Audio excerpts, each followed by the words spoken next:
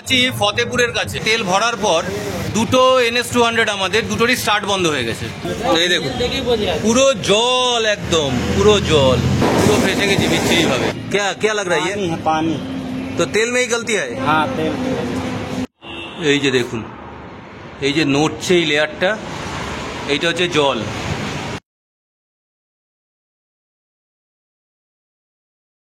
সুপ্রভাত বন্ধুগণ, good morning from Uttar Pradesh.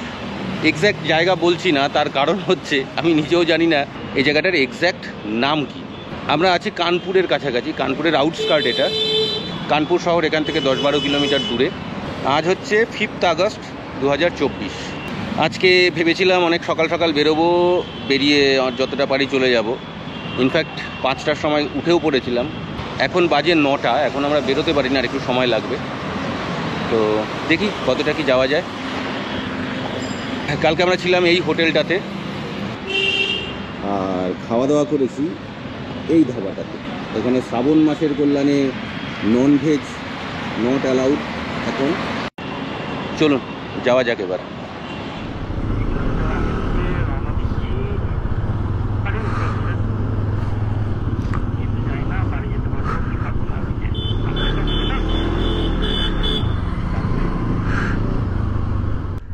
আমরা অবশেষে 9:10 সে সময় স্টার্ট করলাম।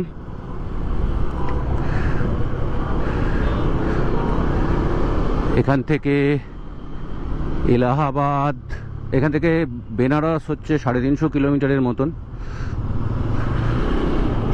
আমরা টার্গেট করেছি বারহি টোল প্লাজা, যেটা ঝাড়খণ্ডে, অর্থাৎ ইউপি পার্ট শেষ করে বিহার পার্ট শেষ করে আমরা ঝাড়খণ্ডে ঢুকতে চাইছি, যেটা 624 কিলোমিটার এখান থেকে।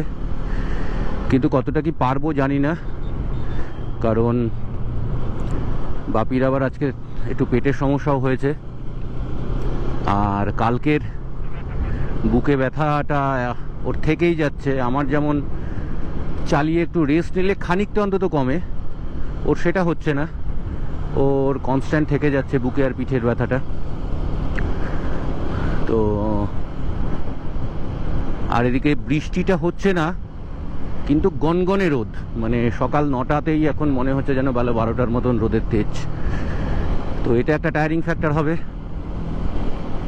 দেখি কতটা কি যাওয়া যায়, চলুন।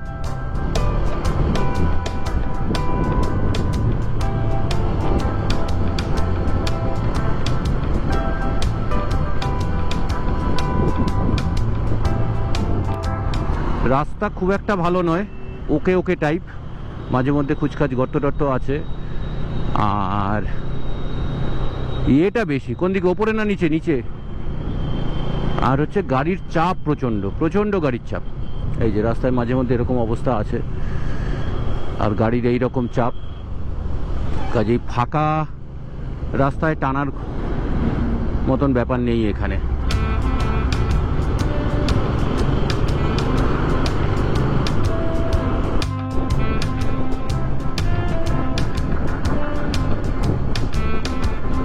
এটা একটা বেশ বড় ব্রিজ, ওভার ব্রিজ,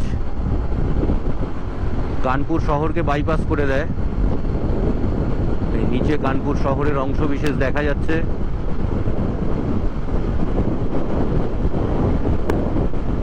আমরা পেরোচ্ছি এখন। রাস্তা এখানে 4 লেন, 6 লেন নয়।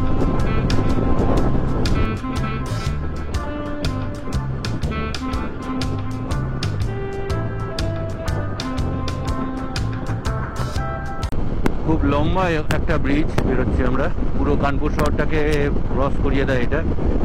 বাপি ওখান থেকে বললো এই ব্রিজটা 12 কিলোমিটার লম্বা।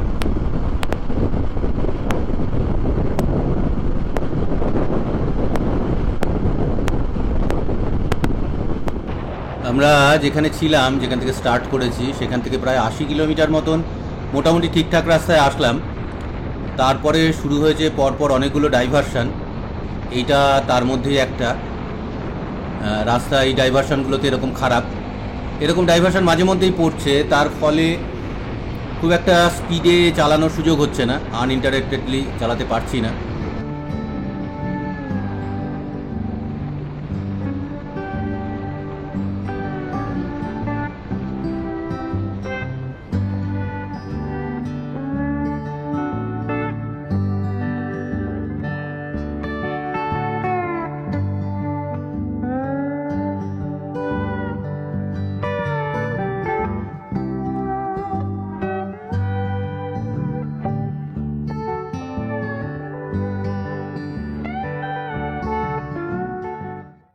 এখন বাজে 11:15।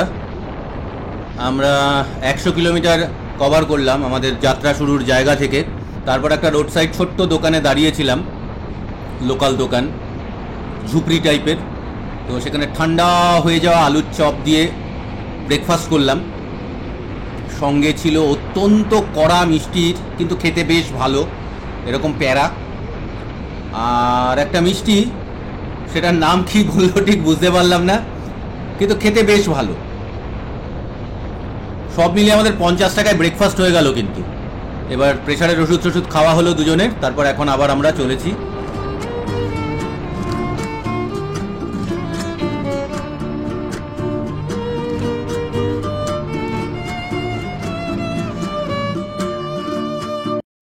এখানে 95.30 পেট্রোল ফুল না, ফুল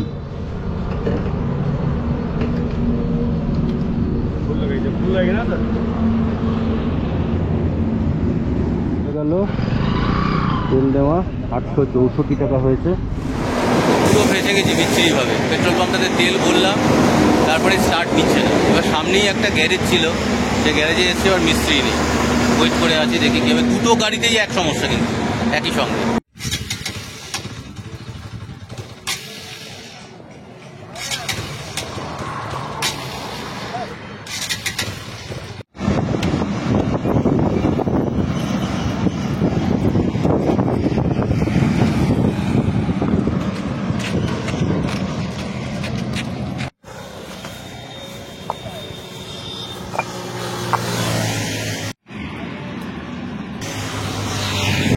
ফতেপুরের কাছে, হ্যাঁ, এই সামনের উল্টো দিকের যে পেট্রোল পাম্পটা, সেখান থেকে তেল ভরার পর, এটা ভারত পেট্রোলিয়ামের একটা আউটলেট। দুটো NS 200 আমাদের দুটোরই স্টার্ট বন্ধ হয়ে গেছে। এবং লোকাল যে মিস্ত্রি দেখানো হয়েছে, সে বলছে যে আমাদের এই কাজ এখানে হয় না, BS6 গাড়ির কাজ। তবে এই প্রবলেমটা হচ্ছে তেলের সঙ্গে জল এসছে, দুটো গাড়িরই এটা হয়েছে। এমন একটা জায়গাতে ফেসেছি যেখানে সামনের দিক বা পেছনের দিক যেদিকেই যাই 50-60 কিলোমিটারের মধ্যে কোনো বাজাজের শোরুম নেই।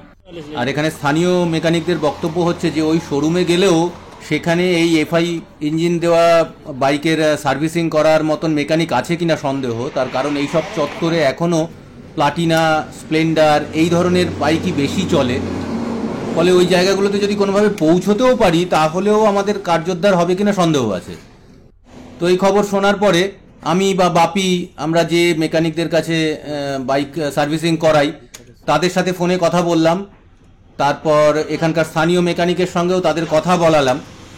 এবার তারপর অনেক রিকোয়েস্ট করবার পর এই ভদ্রলোক রাজি হয়েছেন যে ট্যাঙ্কের পেট্রোল খালি করে, ট্যাঙ্কটাকে ড্রাই করে, তারপর আবার নতুন করে পেট্রোল ঢেলে একবার দেখবার চেষ্টা করবেন, যাতে যদি স্টার্ট হয়। তো এখন সেই ট্যাঙ্ক খালি করার কাজই চলছে।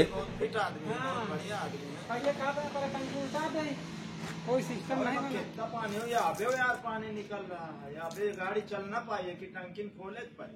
2 ঘন্টা হয়ে গেল, এখন আমরা বসে আছি, এখনো কিছু হয়নি, চেষ্টা চলছে। হয়ে যাচ্ছে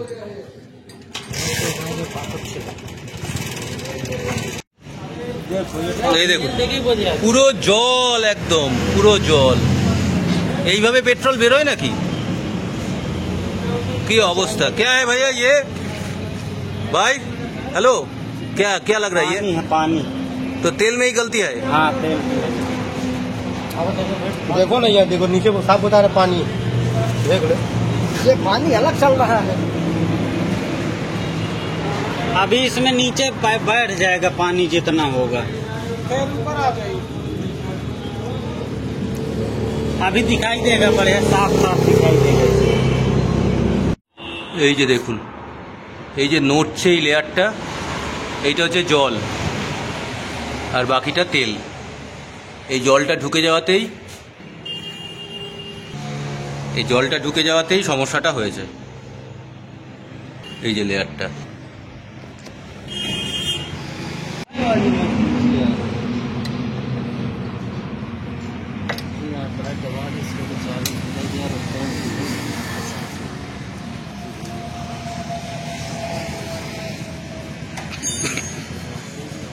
দেখি একটা অন্য পাম্প থেকে তেল আনা হয়েছে, সেও আরেকজন এখানকার স্থানীয় একজন করে দিলেন, তেল নিয়ে আসলেন গিয়ে তার বাইকে করে। সেটা ঢেলে দেখি এই সমস্ত পরিশ্রম অপেক্ষা এগুলো আদৌ কাজে দিল কিনা।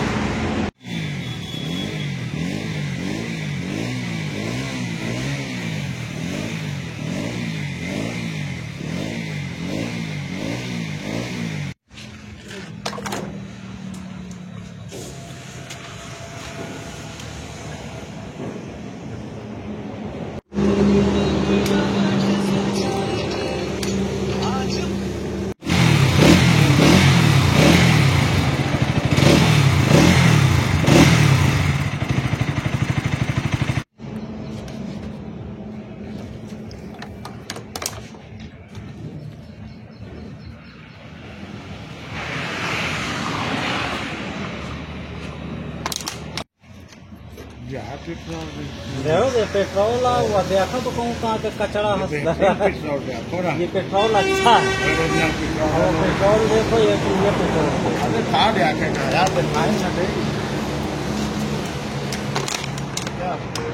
देख लिया वो पेट्रोल से पेट्रोल शीशे के तरीके झलक रहा है, पानी है। এই যে দেখুন, এই একটা পেট্রোল আর যেটা ঢালা হলো সেটা কালারের ডিফারেন্স দেখুন। এটা অনেকটা টার্বিড, আর ওটা কিন্তু একদম জলের মতন স্বচ্ছ ছিল। एयरलाइन पूरा साफा हो गया।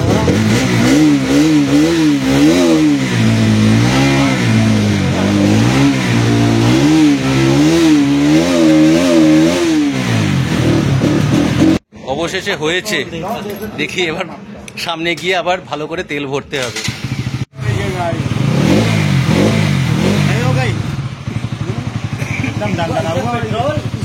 জালি পেট্রোল আজকে আমাদের সারাটা দিন খেয়ে নিল। এই দুর্ভোগ, পুরো দিন নষ্ট শুধুমাত্র পেট্রোলের কারণে।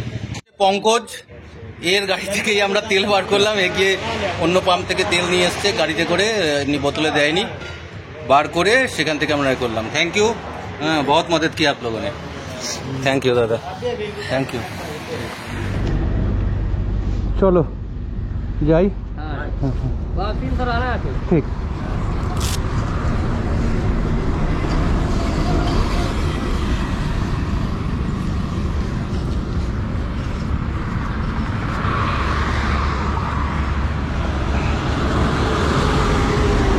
এই পেট্রোল পাম্পটা দেখে রাখুন, আর আমি এর লোকেশন লিংক দিয়ে দেবো এই ভিডিওতে, এই ভিডিও ডেসক্রিপশন বক্সে।